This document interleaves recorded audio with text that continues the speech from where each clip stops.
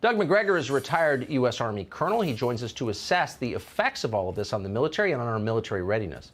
Doug, thanks so much for coming on. So where are we with troop strength? I think most people, including me, don't have a precise sense of it.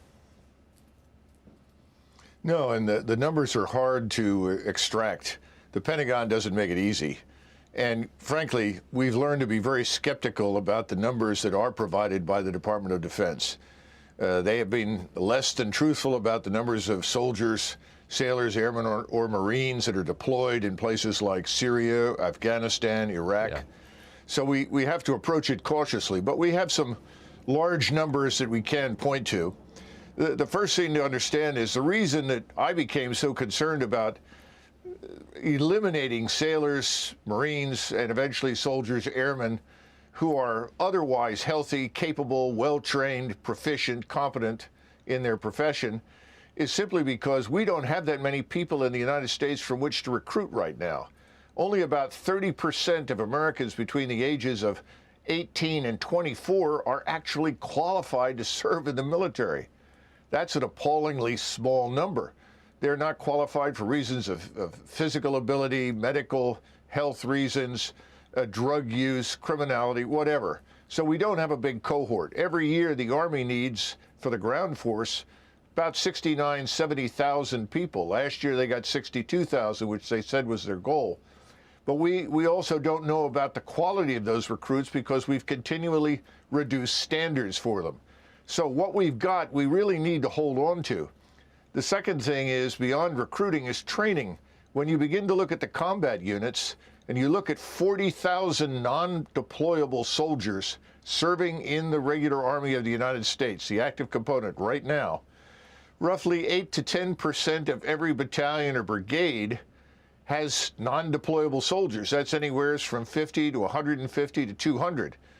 You have to understand, when you go into combat, if anything, you want to go in with more soldiers than you normally have, because you have to reckon with casualties, reckon with losses due to illness or accidents, as well as wounds in battle. We're actually looking at combat units who would have to go in with less than a full complement.